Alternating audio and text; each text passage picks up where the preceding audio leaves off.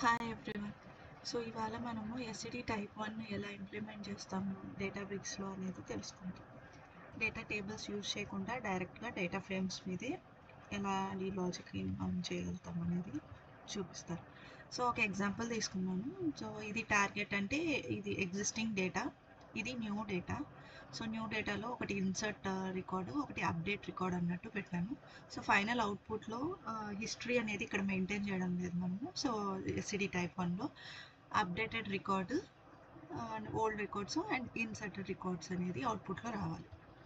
So దీనికి ఏంటంటే full outer join చేసి కొలాస్ ఫంక్షన్ యూజ్ చేశాను. So full outer join output చూసారంటే ఇది అప్డేటెడ్ రికార్డు. సో మనకి ఫస్ట్ రికార్డ్ సోర్స్లో ఉన్న డేటా ఫ్రేమ్లో ఉన్న రికార్డ్ రావాలి. సెకండ్ రికార్డ్లో ఓల్డ్ రికార్డ్ రావాలి. ఇక్కడ నల్ వాల్యూ ఉంది, ఓల్డ్ రికార్డ్ రావాలి. థర్డ్ దాంట్లో ఫస్ట్ రికార్డ్ ఇన్సర్ట్ రికార్డ్ రావాలి. సో దీనికి కొలాస్ ఫంక్షన్ యూజ్ చేశాను. సో కొలాస్ ఫంక్షన్ ఎలా వర్కౌట్ అంటే ఇప్పుడు సోర్స్ డేటా ఫ్రేమ్లో వాల్యూ ఉంటే అది వస్తుంది, మిగతాది రాదు. సో మనకి ఇక్కడ ఇది రాకూడదు కాబట్టి ఫస్ట్దే కావాలి కాబట్టి కొలాస్ ఫంక్షన్ అనేది కరెక్ట్గా సెట్ అవుతుంది. సో అలాగే ఇప్పుడు నల్ వాల్యూ ఉంటే సోర్స్ డేటా ఫ్రేమ్లో టార్గెట్ డేటా ఫ్రేమ్లో ఉన్న వాల్యూస్ రావాలి.